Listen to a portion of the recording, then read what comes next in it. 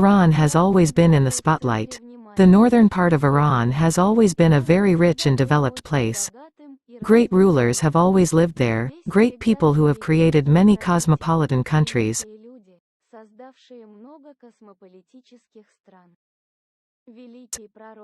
The nice prophet Zoroaster from the north and lived in the Caspian kingdom of Talyshland. Cyrus the Great was also from the north, then went to Persia but still returned to the Caspian kingdom, since he was the sole heir to the Median kingdom and therefore was supported by the Cadusians.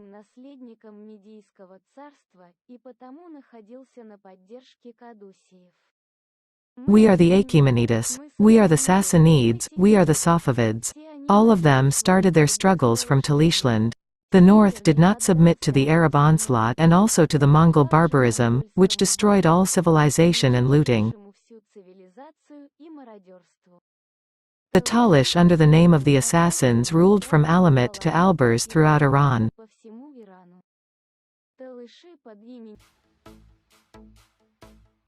Alamut was one of the strongholds used by the kingdoms of Elam in Iran for centuries to successfully resist Arab, Islamic invasions. Such Iranian fortresses from the Parthian and Sassanid dynasties were created several centuries before similar buildings in Europe. Alamut refers to an isolated valley lying between Talyshland on the north and Albors and Talysh Mountains on the south. Etymologically, the name Alamut means trained eagle or, as some sources say, the eagle's nest.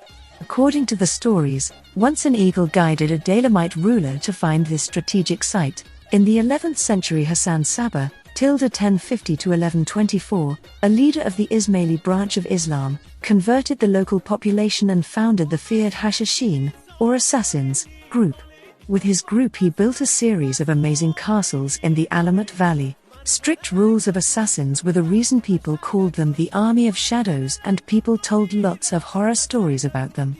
Marco Polo describes Hassan I Sabah as a cult leader who tricks young men into following his orders. By putting them in a trance with hashish, he led them to a secret garden filled with beautiful girls. Then he sent them out on assassination missions and fooled them with the promise of paradise. Hassan Sabah is considered a literary genius man. According to some, he had an exquisite library of books on literature, astronomy, mathematics, philosophy, and alchemy that were burned by the Mongols. Having a great mind in military wars and building military forts, none of the Ismaili forts were captured. Only in the Mongol invasion, Alamut surrendered to the enemy. The Hashashin group successfully resisted many attacks by outsiders, but these castles were finally captured and razed by Mongol ruler Hulagu Khan in 1256, more than a century after Hassan Sabah's death. Today, little remains of these castles, but the Alamut Valley is still a fascinating place with beautiful scenery, a strong sense of remoteness, and extremely friendly and independent people.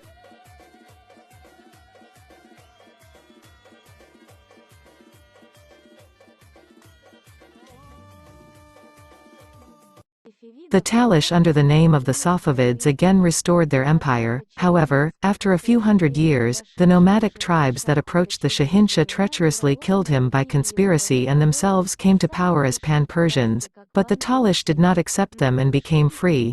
But Russia came to the aid of their brothers in origin of the Ghajars, and they divided us among themselves and put an end to our statehood.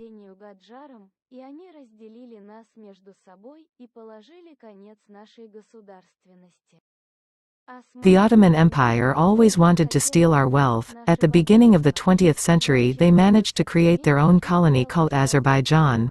They could not stay there for a long time, but they stole everything they could.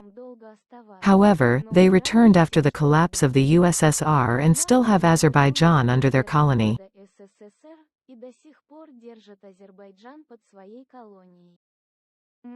We are Talysh against this. However, we are surrounded by enemies: Russia, Turkey, the Islamic Republic and itself.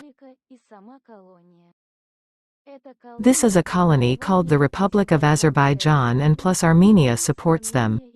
However, we also do not want to fight, we do not want to kill people.